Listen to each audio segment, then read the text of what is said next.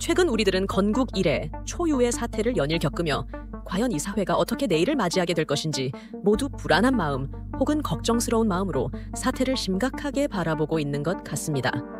이러한 과정 중에 어떤 분들은 시국 선언 등 현재의 사태에 대한 본인의 의견과 의지를 적극적으로 표현하고 있고, 또 어떤 분들은 직장 동료들을 비롯한 많은 주변 지인들과 함께 현 사태에 대해 각자의 의견과 생각을 나누고 있는 것 같습니다. 과연 이 사태들은 어떤 결론을 맞이하게 될까요? 또 우리는 이 사태들을 어떻게 바라보고 무엇을 깨우쳐야 하는 것일까요? 혹시 여러분은 지금 우리나라에서 벌어지고 있는 이 사태들이 좌우의 대립 혹은 특정 정당 간의 대립이라고 보고 계신 것은 아닌가요? 만일 그렇게 보고 계시다면 어쩌면 여러분은 이번 사태의 정확한 의미를 이해하지 못하고 계신 것입니다.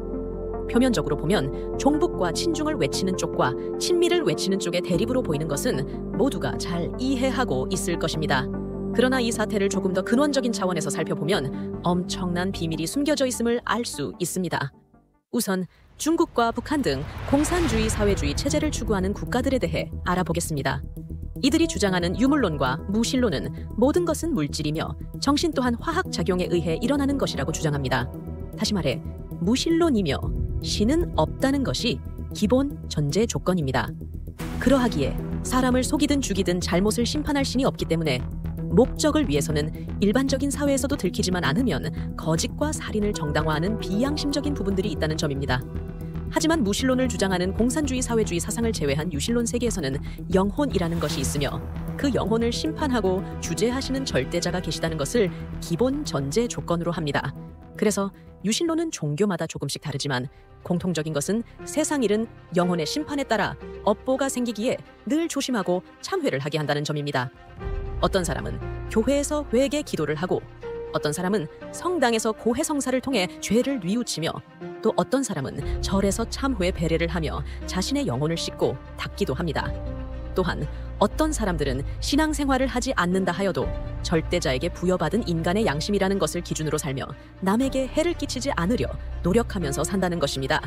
그런데 공산주의 사회주의 사상은 그 뿌리를 보지 못하고 겉으로 보이는 모습만 본다면 마치 독을 품은 독사의 색깔이 예쁘거나 독을 품은 버섯이 예쁘듯이 공산주의가 주장하는 것이 매우 유토피아적이고 마치 그 사상을 따르면 행복할 것처럼 느껴지게 만든다는 것입니다. 그러나 이것은 마약과 같이 잎사귀로만 판단하는 아주 얕은 수준의 판단 기준이라 할 수 있을 것입니다. 역사 속에서 공산주의계 사회주의 사상이 지배했던 사회가 어떻게 되었는지 잠깐 살펴보겠습니다. 중국에서는 공산주의자 모택동이 정권을 잡은 뒤 문화 대혁명을 일으켜 2천만 명에서 9천만 명이나 되는 자국민을 사상범으로 몰아 죽였으며 그 중에서 죽창으로 찔러 죽인 숫자가 몇백만인지 가늠이 안 된다고 합니다. 이 과정에서 희생된 사람들은 대부분 신앙인, 지식인, 그리고 부유층이었습니다. 어떤 경우에는 자식이 부모를 혹은 일가 친척을 신앙인이라는 이유, 부유층이라는 이유로 신고하여 인민 공개 재판에 쓰며 죽창으로 죽이는 사례도 있었다고 합니다.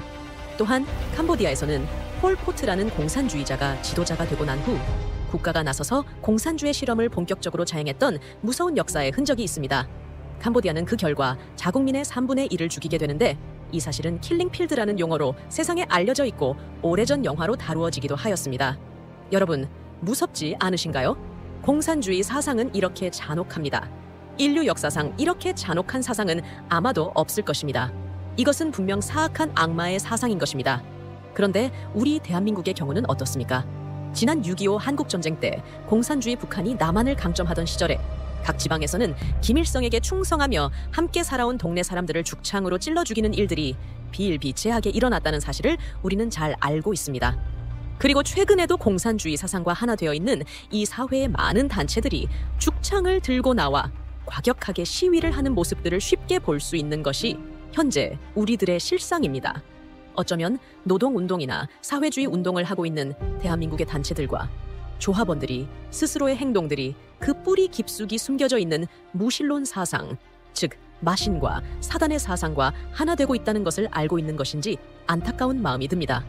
또한 최근 이슈가 되고 있는 중국과 북한의 지령을 가지고 이 사회에서 활동하고 있는 많은 간첩들, 정말 우리 사회의 많은 분야에 침투하여 자유민주주의를 추구하는 우리 대한민국을 공산주의 사회주의 체제로 붕괴시키려는 자들이 너무나도 많다는 것을 이번 사태를 통해 알게 된 것 같습니다. 이 시대를 살아가는 우리 모두는 현재 우리가 맞이하고 있는 이 사태들을 그 뿌리 깊은 곳까지 반드시 깨어있는 정신으로 바라봐야 할 것입니다. 물론 이 사태의 끝자락은 분명 절대자의 존재를 인정하는 유신론 사상이 승리할 수밖에 없을 것입니다.